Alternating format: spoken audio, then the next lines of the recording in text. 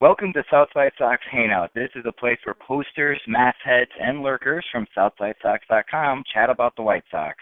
I'm Slydernelson, and joining me for this week's Hangout is Hazymania and the You God Volume Poster of the Year Award winner, Rhubarb. Thanks for joining, guys. Hey, no problem. Yeah, thanks for setting this up. I just like to say, fuck you, Larry. I hate that award. Thank you guys for pissing me off 6,700 times, and That's just an amazing number, over 6,000 posts. It's just crazy.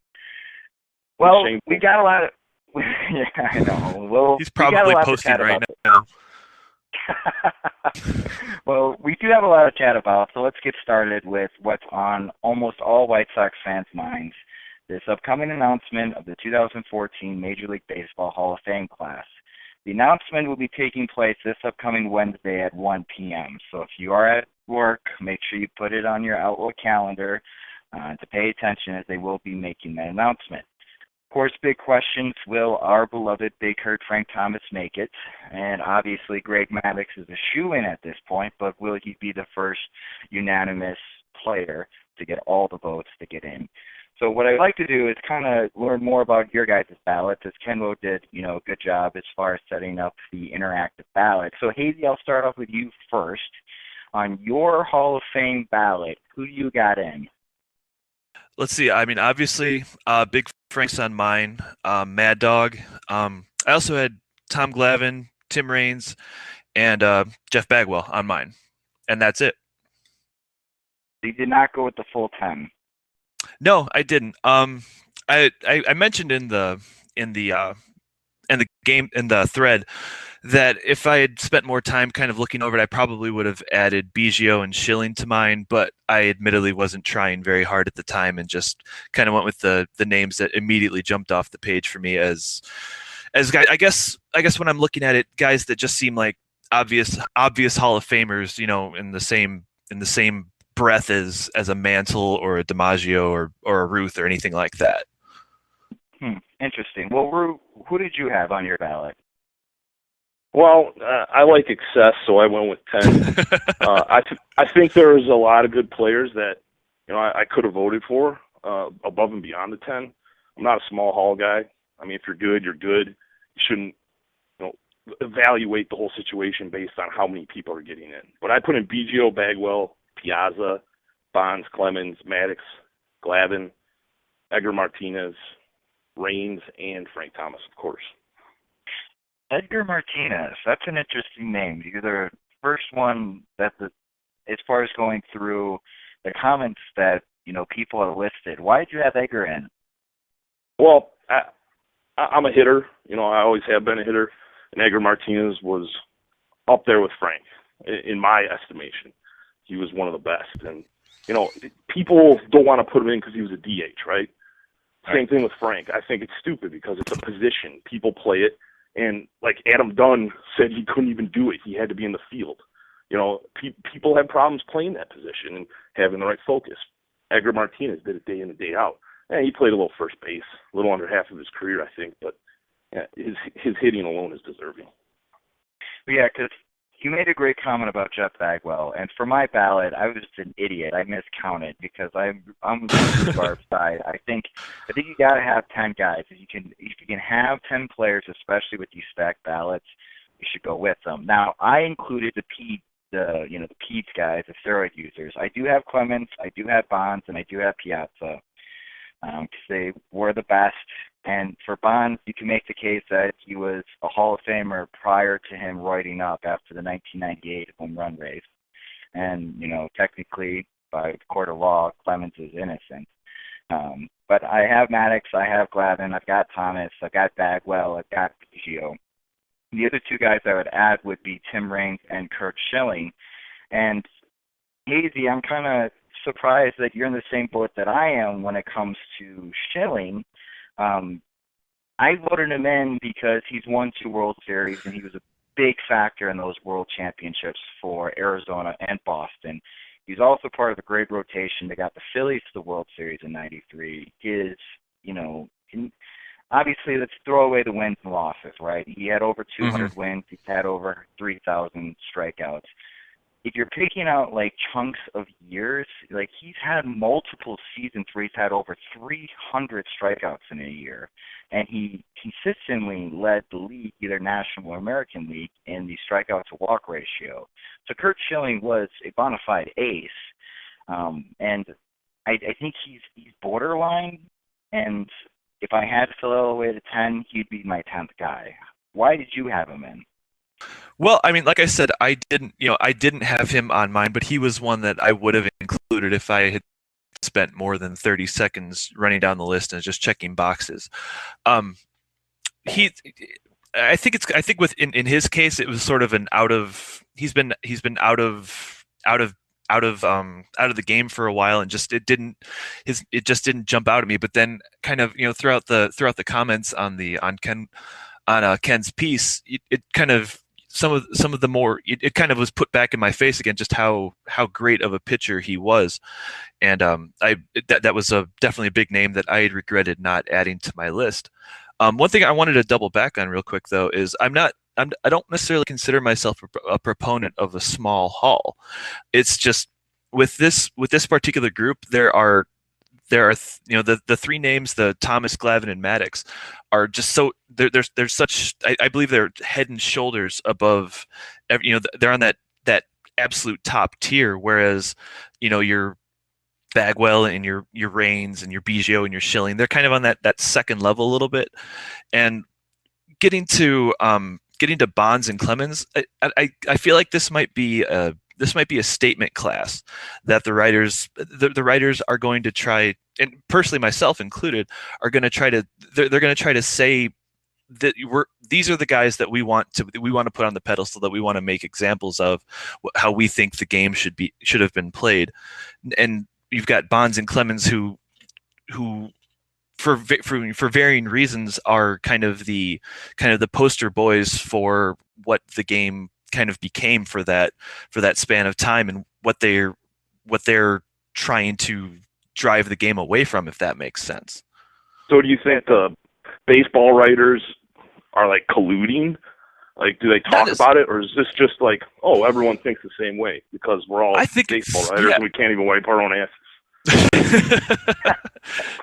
I don't necessarily. I mean, I think that in a lot of ways that they're voicing the opinion of a lot of common fans that probably, while they were, no doubt, everybody was getting a kick out of watching Bonds kill the ball and watching Clemens fireball it in while he was, but I think a lot of people feel, I don't know, almost offended by it after the fact that the game kind of became this thing for a while, this altered beast, sort of, to make a dated reference there. But and I think that this is the writers are kind of making them pay for it. I mean, obviously I think Bonds and Clemens are going to end up in the Hall of Fame before it's all said and done. But I think that with this year, when you've got Frank Thomas, who his entire career he was all about playing the game cleanly and transparency, saying test me anytime you want to, and Greg Maddux is kind of this perfect example of what everybody kind of wanted their rotation to be built around while he was playing. I think that these are the two guys that they're definitely going to want to include. Does that make sense? It does. And sure. I want to touch on Tom Glavine. During this entire stretch of the steroid era, he was the Union players' representative. Mm-hmm. How big of an impact is that? Something that you think they're just overlooking? That obviously he may, he's never been accused of taking them, but if you're going to make this as a pedestal class, you're going to be electing a guy that really just didn't stand up and have a very large voice, even though he had the power to do so. Yeah, I mean, it's hypocritical, really. I don't care. I mean, he was just doing his job. He was trying to protect everyone by, not saying anything, I think. I mean, did you want him to stand up and fight against steroids? I don't know if that was the time to do it, but yeah, no, I agree. I agree with Rhubarb on that. I mean, he was a great pitcher, but I never really considered him a Hall of Famer until after he retired and people started talking about it. To me, Maddox is way better than him, but right now it just seems like everyone's like, oh yeah, Glavin's in. Sure. Well, I mean, Glavin could potentially, he's going to be the last 300 game winner. I mean, you can't discount that. I mean, I know it's a stupid counting stat, but I mean, it's a milestone that may never be reached again. He played for a lot of good teams. True, that you can't deny that. Yeah. So let's talk about Frank Thomas here. How are we? Right now with the straw polls coming out. There's a great website that has been, launched as far as SouthSideSox.com. Guys are doing a great job of pulling all these votes that these writers, obviously, when it comes to Hall of Fame voting, boom, that's an easy column. I can just say this is who I'm voting for and making my vote public, as it will be public in the end. So they pulled together 23% of the votes right now, and it looks like it's going to be about 575 total votes when it's all said and done. In order to hit 75%, Frank Thomas needs 427 votes. And according to the straw poll, he's got 120 votes right now. So out of the remaining 438 votes, Thomas needs 307, which is about 70% of the votes on the remaining ballot. Rhubarb, I know from the very get-go when we were chatting about this, when the ballots were being released, you were surefire Frank Thomas first ballot Hall of Famer.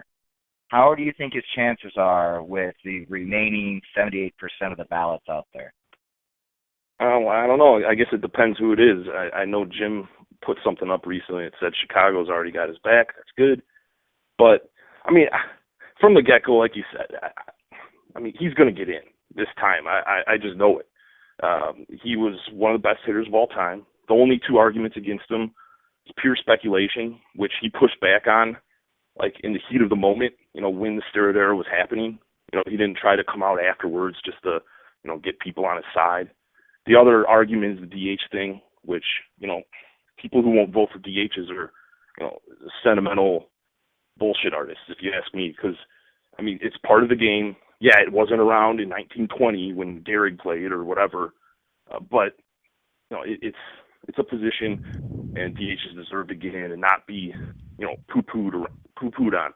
And I'm sure most of the NL writers are the people who are doing that too. So, and going back to the writers, that's like HR people. They're just like HR people.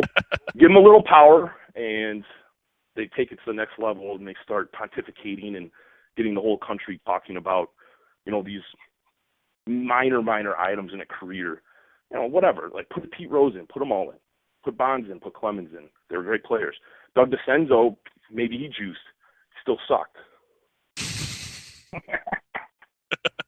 Well, Hazy, how do you feel? Do you think that Thomas is going to get on the first try? I really do. I think as far as the whole DH thing, I think you're going to start seeing more and more players that were prominently DHs throughout most of their career start to come up for election into the Hall. And it's going to be a question that's going to have to be addressed sooner rather than later, where all of these obviously great players who extended their career through their age 30 plus seasons by getting out of the field every day, their names are going to be out there, and it's not going to be, it's not going to be the Edgar Martinez's of the world where it's the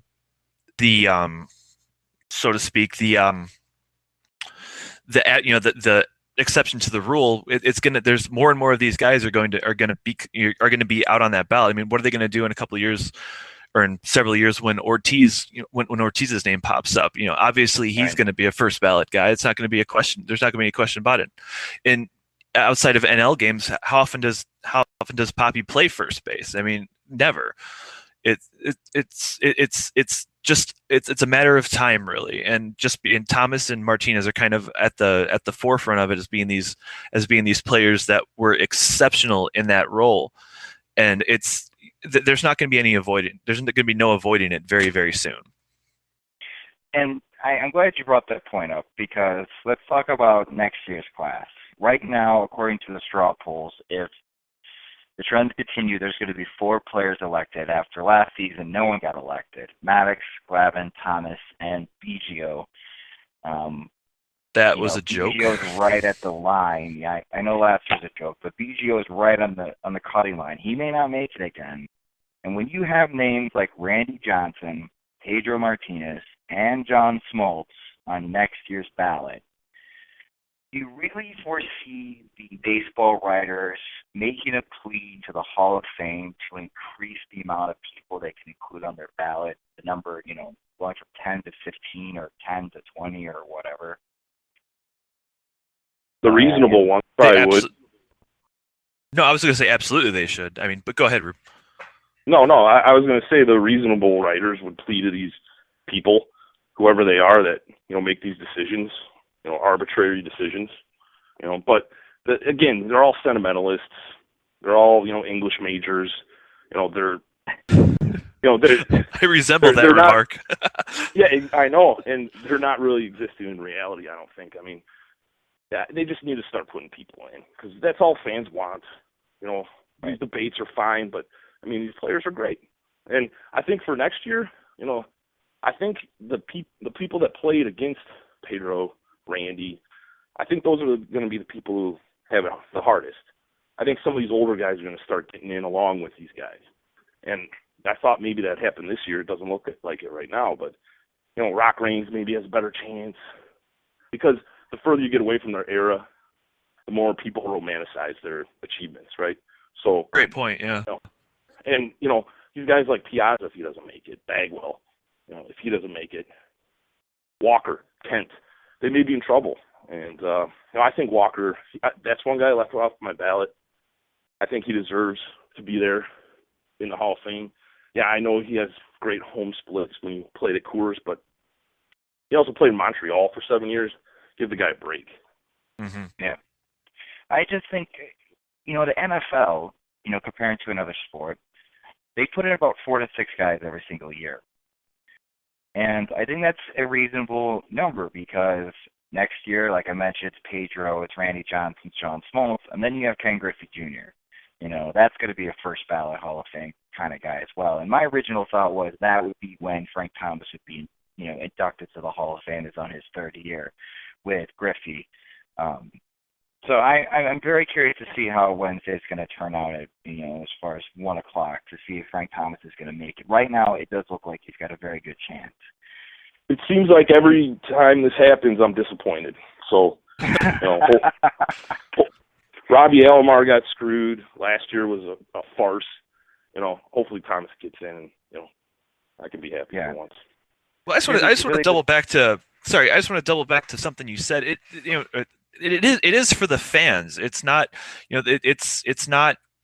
We're not talking about something that is going to inevitably change the world. One thing I see written all the time is it's a museum, and that's exactly right. I mean, it's not.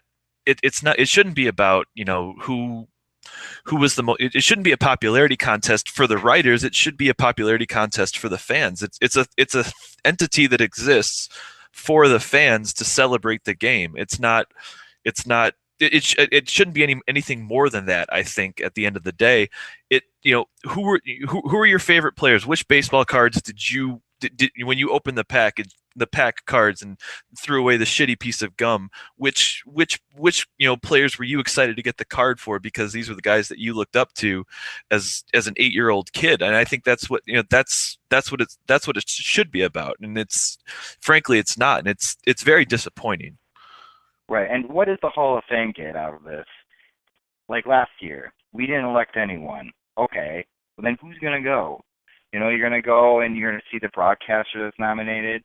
You're going to go and honor the veterans that were, elected in that may or may not be alive. A couple of umpires, probably. Right. So I'm sure Cooperstown's a fine city, but they're not offering anyone anything else. Right. That's like putting the Hall of Fame in Elgin. Yeah, that's the only reason anyone will come here. Pretty close. Well, I'm sure this summer for the Hall of Fame, it's going to be very Atlanta heavy, with Bobby Cox being inducted from the Veterans Committee, and looking like Maddox and Glavine will also be inducted as well. So a lot of Braves fans. So if Frank Thomas does get elected, he is from Georgia, so it'll be a very Georgia-themed Cooperstown this upcoming summer. So to kind of transition as far as topics here, so again, the Hall of Fame, book it on your calendar this upcoming Wednesday at 1 o'clock. Look for the news, and hopefully it's good news. But I want to go to an article that Steve Peters wrote for SouthSideSox.com about career trajectories and projections going to 2014. He wrote this on, Christmas Eve. And, Steve's a very bright guy. Picks up a book, and it's got this mathematical formula that ties OPS to age.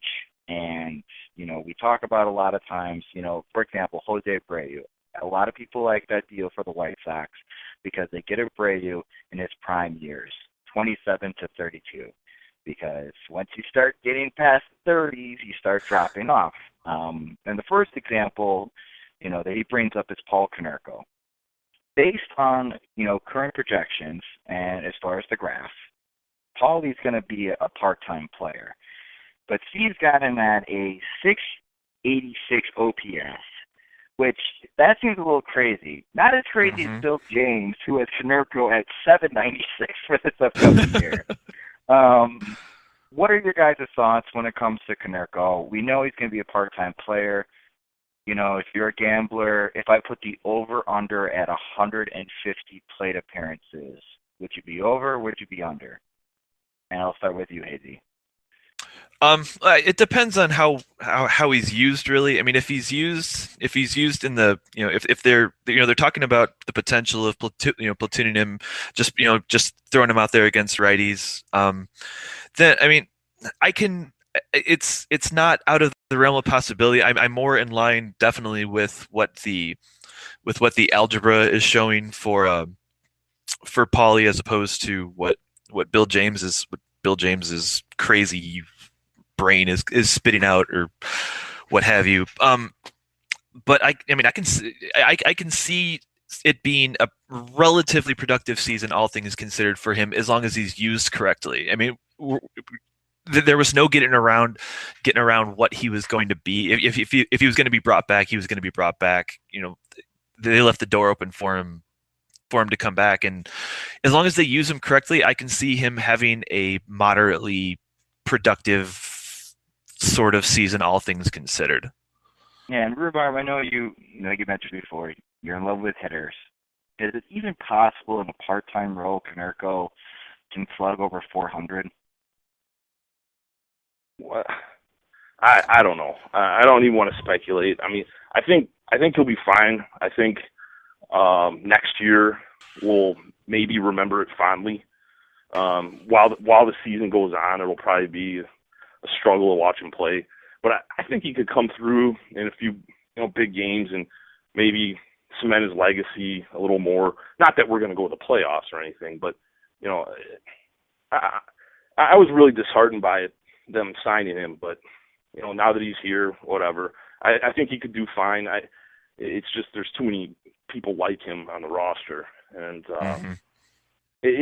I think he'll do fine. I'm not Bill James, but I'm not Steve Peters. Maybe somewhere in the middle. Maybe 200, 250 at bats, maybe 300. Okay. God forbid an injury to Abreu. All right. Another thing, I let's mean, talk about- I just want to if they are able to move Dunn, at some point this season, throw a bag of money along with him and send him on his merry way, then there's definitely a chance that you could see him get 300 plus at bats in the season, and just throw him out there as a way to try to get butts in the seats, I guess. Well, let's talk about Dunn.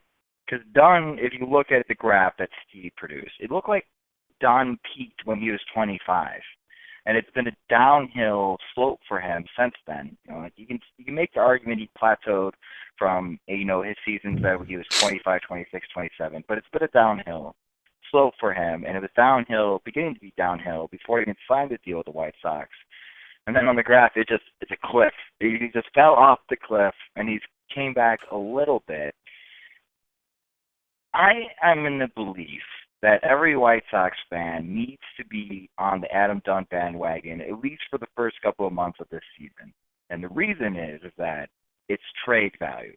If he comes in and he can start hot in April and May, let's say he's got 15 home runs, there are going to be teams that are going to be coming to U.S. Cellular or following the White Sox that if they need a bat, they know they can get Adam Dunn because he is in a perfect situation. Big contract that the White Sox don't want to pay. He's in the last year of his deal. He's a rent-a player. You don't have to worry about any future commitment money, and you can pick up a power hitter that bats from the left side of the plate. So, Rhubarb, as far as, like, are you in that same thinking as well, or do you think that the White Sox and right now Rick Hahn should be really looking for a suitor for Adam Dunn before they get to Arizona for spring training? Well, he's probably been looking for a suitor for Adam Dunn for a couple of years now. I think he is what he is at this point. You know, I don't have any high hopes for him. Sure, I'd love to see him hit 15 home runs before the All-Star break so we could move him. But, yeah, and he could, you know, but he'd still be horrible. You know, he's another year older. I just don't see it happening. I mean, he probably should have went to Korea. But, you know, he might get fed to the hounds. He might suck over there too. So, you know, he's got to go somewhere. But my guess is we're going to have him the whole year. No one's going to want him, and we'll end up bidding him farewell. I'll go to his last game, and you know, just to see him play in his last game as a White Sox and celebrate that. So, burn him in effigy. maybe. Well, you know, Hazy, what are your thoughts about Dunn? Honestly, I mean, if someone picks him up, I mean, it's going to be a team that clearly doesn't want to make it to the playoffs because the guy's never, unless I'm wrong, he's never made it to the playoffs in his career. He manages to start sucking just when he needs to keep any team he's on from making the playoffs. It seems. But then looking again, Jason Marquis went to playoffs almost every year of his career.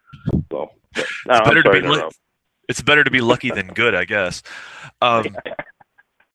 But I mean, looking at the chart that Steve put up, I mean, I'm no statistician, but you have to kind of throw out that terrible year, 3 years ago, where he was statistically the worst baseball player to ever put cleats on.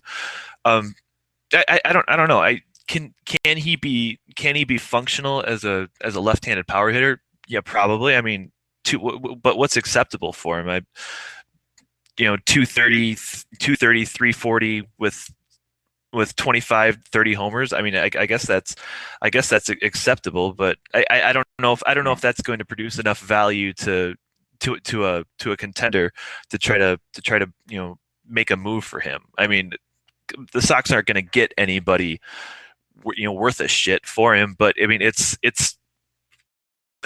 my fingers are crossed. I mean, that's the bottom line with him. You can't go into the season hoping that Adam Dunn is going to produce for you, because as we've learned over the life of his contract, it's just going to burn you. That's a good point. So let's talk about the third player that Steve mentioned, and it's Alexei Ramirez. Alexei's best season, no doubt, was his rookie year. And offensively, it has been a decline. Now, it seems like last year, and I'm guilty of this, a lot of Sox fans were expecting Alexei to produce what he did at his rookie year every single year. A shortstop that has some pop in his bat that can hit 20 home runs in a season.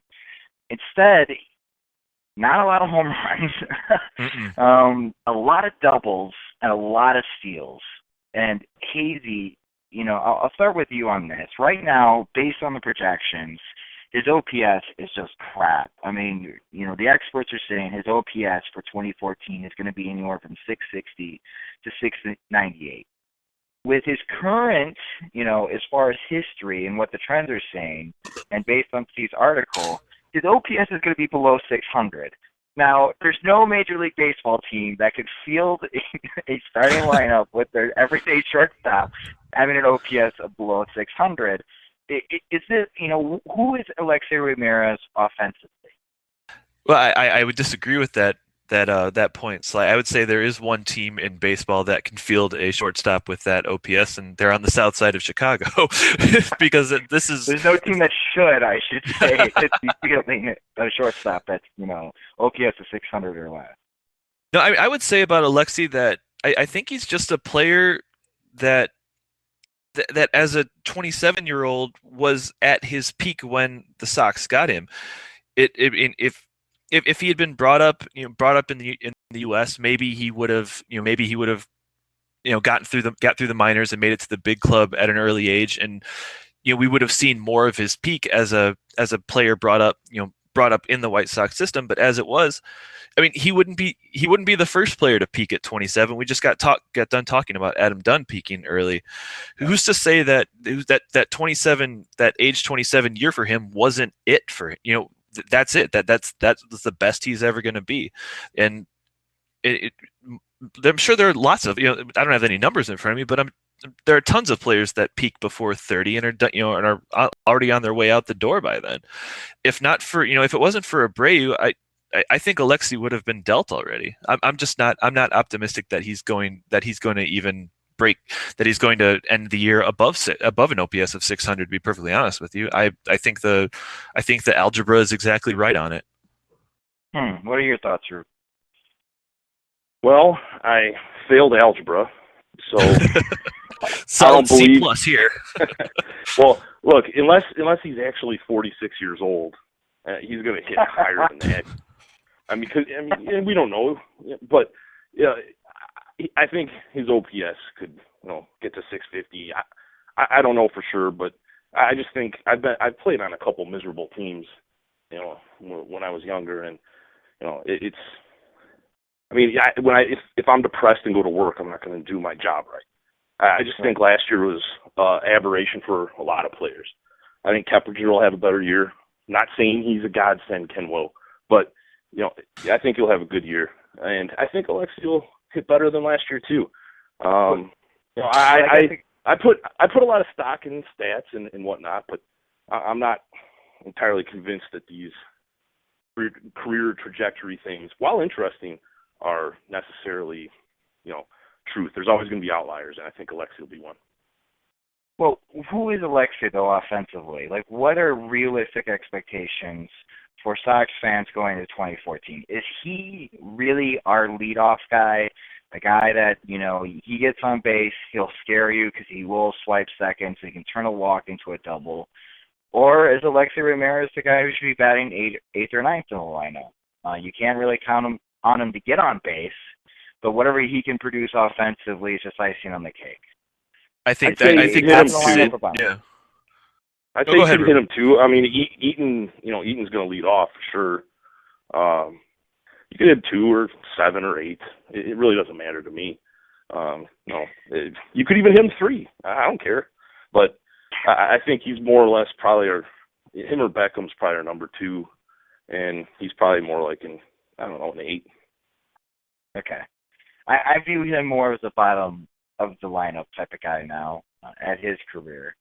A guy that can, most definitely start a rally. If he were to start off, lead off an inning, get on base, later on, you got Adam Eaton coming up, he gets on base, and that sets the table up quite nicely for Jose Abreu, and then depending on what kind of Adam Dunn the White Sox have. I could see that there being some potential. Now, the final guy that Steve wrote about was total randomness and just throwing darts up in a graph, Jeff Keppinger. I don't want to chat too much about Keppinger himself. Thank you. I want to chat about what are your guys' thoughts about here until spring training. Currently, right now, it looks like that they are going to keep Connor Gillespie.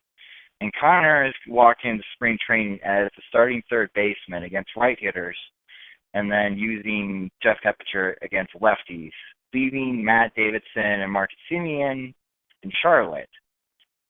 Between now and spring training, do you really foresee Hahn sticking with this game plan for opening day when they start the year on March 31st against the Minnesota Twins? And I'll start with you, Rue. Yeah, I can see that. It's kind of a transition year. I don't want to see it. I hope to never see that platoon. I love Gillespie. I think he's a good player. He's an interesting person, but I'd like to see him traded. I haven't figured out who would actually need him or want him, but I think we hang on to Keppinger, possibly trade Gillespie. You got to have Davidson or Semyon up. In my mind, I don't know if it's possible at this point, but we still have roughly about 51 or 50 days left till spring training games start. So there's a lot of time.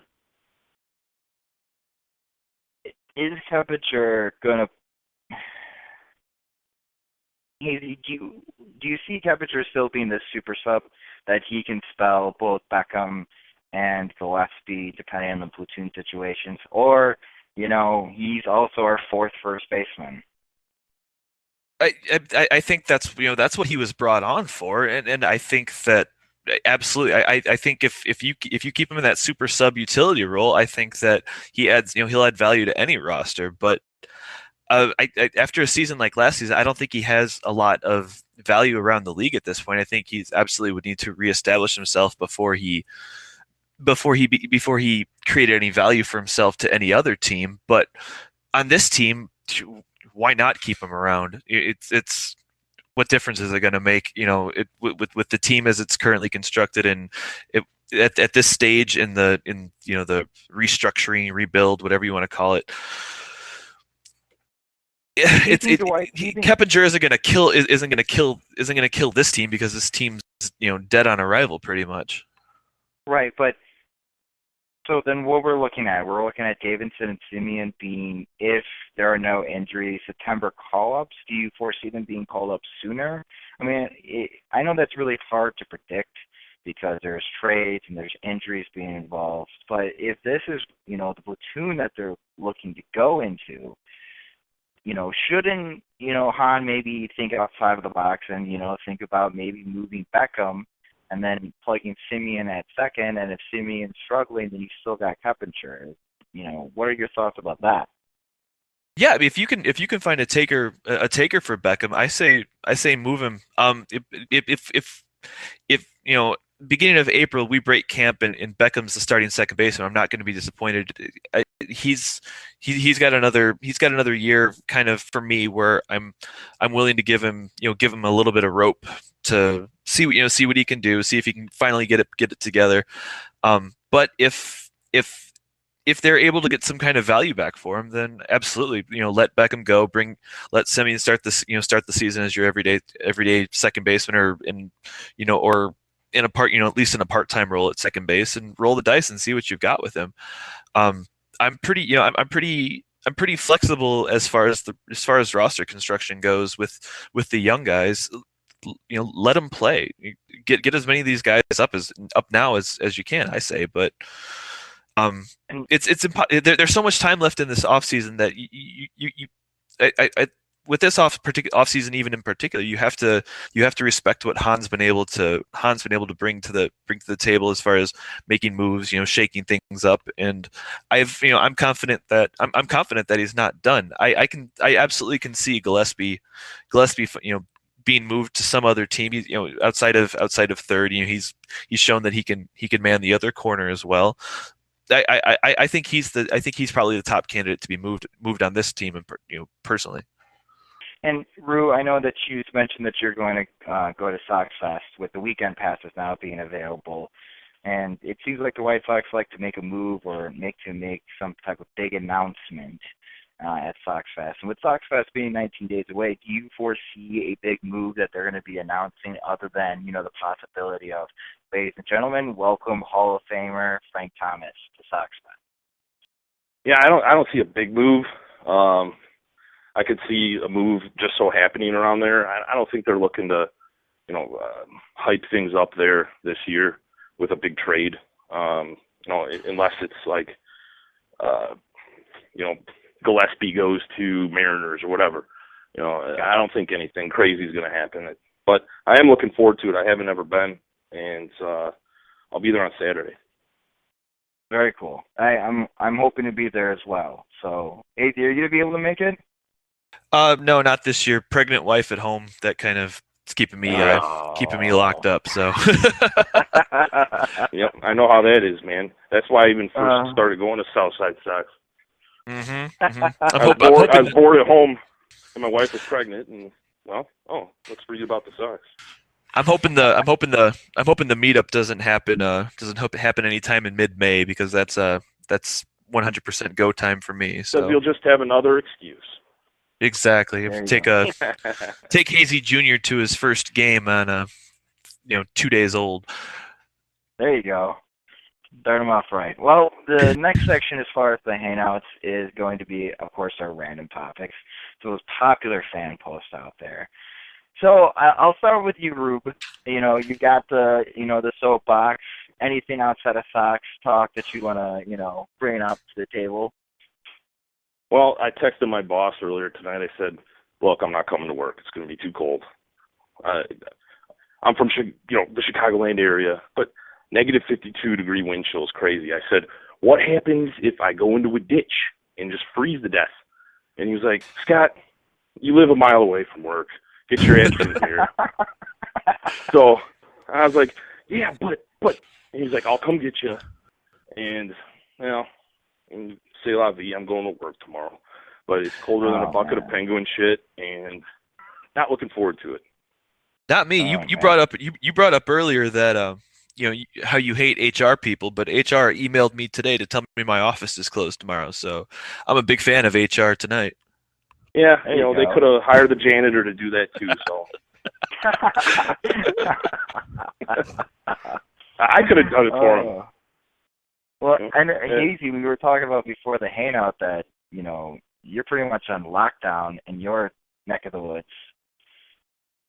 Yo, yeah. Out here in the sticks of Northwest Indiana, they've got they're sending out alerts via Twitter, any place anybody can see, advising people stay off the roads, emergency vehicles only. They apparently throughout most of the area they pulled the plows off the roads because it was too dangerous, and they were trying to keep people from out braving the elements to go buy a pack of cigarettes apparently, or anything like that. So we're all kind of hunkered down here.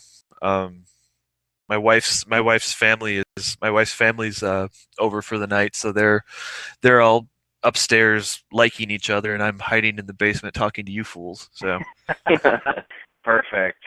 Well, so yesterday I braved the elements and I went to see Wolf on Wall Street, which I know is a very popular movie right now.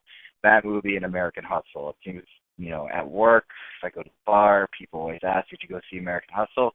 I have not yet. "Did you go see Wolf on Wall Street?" I had not yet until yesterday.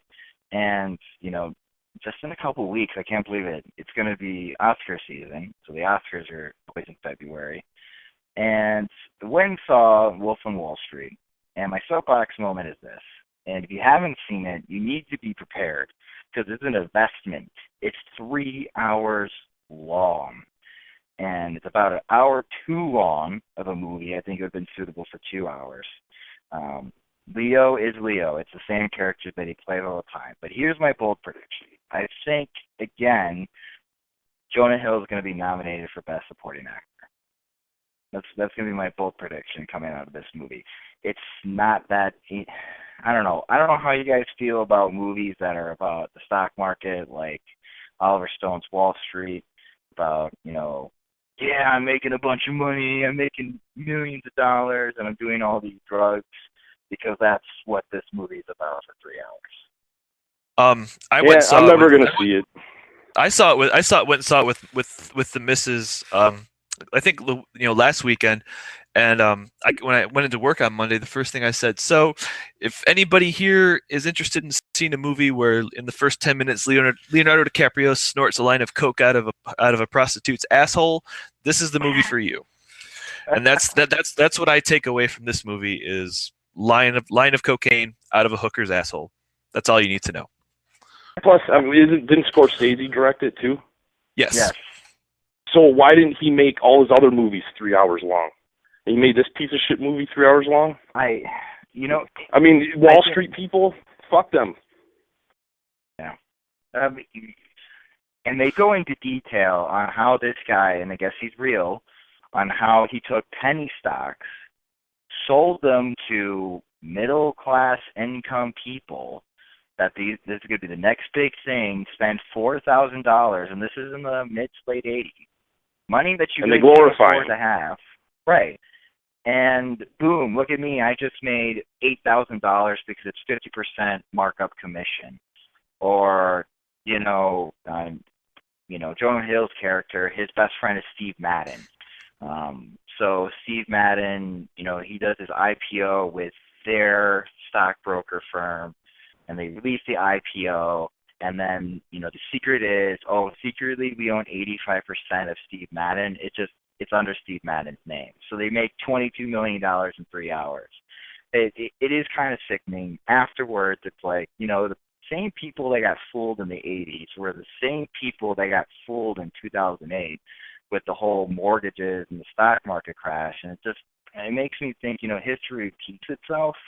And those same people that got burned, that were in their late 20s and early 30s, that wanted to invest, they got burned then, and then they had mortgages, or they were trying to buy new homes in the mid-2000s. They got burned then, and then they're going to be retiring, and they're going to want to get Social Security. I wonder if they're going to get burned again. And I wonder when the movie is going to come out about the whole mortgage and about the whole bank, because I know Oliver Stone was trying to touch on it in Wall Street too, but, in that movie, you just walk away just pissed off because it was a crappy movie. Yeah. See, that's why I don't go to the movies, because I could sit there for 3 hours and watch the biggest piece of shit in the world glorifying the biggest pieces of shit in the world, kind of people who lose faith in humanity once they get rich, And right. That's just how it goes. I kind of had no, I was just going to say I kind of have a dissenting view. Personally, I didn't take away that it was trying to glorify these guys. I think it was kind of I walked away with it almost as kind of a cautionary tale, as the pitfalls that come with that lifestyle. And it was it as much as it was about the Wall Street aspect of it. It was also about how this dude was just a total piece of shit, and he was terrible to people. He was terrible to his friends, terrible to his family, terrible, just a piece of garbage. It was as much as anything else, it was about how not to live your life. And I don't know, maybe that's a mildly optimistic view of things, but personally, that's kind of what I took from it. And truth be told, full disclosure, I did really enjoy the movie. I do disagree about the how it being an hour too long. It didn't feel like 3 hours to me, personally. So. Okay. All right. Well, I respect your opinion. But, the whole thing about the cautionary tale, I've seen that movie, Hazy, and that movie was Blow. And Blow did a much better job. I don't disagree. I do not disagree with that statement, though. This was a lot like Blow, and my wife, that was the first thing she said when we walked out of the theater was, wasn't that Blow? Essentially, and like, pretty much, yeah. Yeah. But I liked Blow. It sounds like it blows. Oh man! I'm just joking. I respect your opinion too. Well, I think that's a good place to wrap it up. Our disagreement about Wolf on Wall Street. But if you do go see it, chime in as far as under the comments. So that'll do it for our very first Hangout. Thanks, Hazy and Root, for jumping on. This was man. Thanks for making it happen. Absolutely, man. No problem. And, also big thanks to all of the lurkers and posters and the mastheads and random White Sox fans that took the time to view this as well. And if for future Hangouts, if you'd like to join us, we like to do this every single week. Make sure that you put a comment under the fan post that you are interested in joining for the weekly Hangouts, or you can also put in any type of topics that you'd like to see us cover, or you can also email us at sss.hangout@gmail.com. If you do visit the YouTube page, which we do have set up because these hangouts are posted there, make sure to subscribe to our YouTube channel where you'll be notified of the next hangout. So for Hazy and Rhubarb, I'm Slydernelson. Thanks for tuning in, guys. We'll see you next week.